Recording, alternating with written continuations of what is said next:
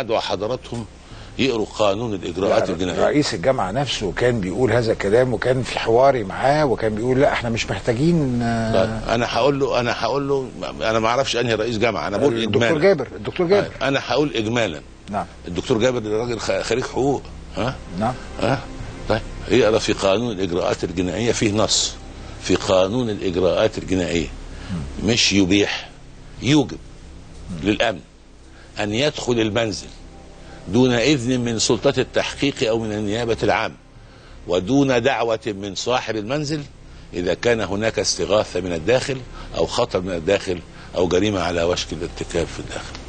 هذه مبادئ موجودة من قبل احنا ما نتولد، يعني قانون الاجراءات الجنائية. يعني فعلا الكلام اللي عمله الدكتور كوبيش لما استنجد بالامن، والامن قال له لا احنا لابد ننتظر رئيس الجامعة هو اللي يعمل ده، كان هو الدكتور كوبيش المحق مش الامن ان ننتظر رئيس الجامعة. ده الامن انا بقول له واجبك وحقك، واجبك وحقك، لا تنتظر دعوه، لا تنتظر دعوه. وانا اقول له ارجع لقانون الاجراءات الجنائيه، يوجب عليك في الحالات اللي قلتها دي.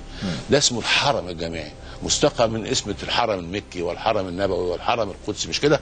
ليه؟ لانه جعل للتعليم، فلما ينتهك التعليم ويتحول هذا الحرم الى مرتع للبلطجه والجريمه والاعتداء على الطلبه وعلى الاساتذه وعلى العمداء، يبقى هذه مخاطر تحدث في الداخل. يجب على الامن دون انتظار لا لدعوه عميد ولا لدعوه استاذ ولا لدعوه رئيس جامعه يدخل ليمنع هذه الاخطار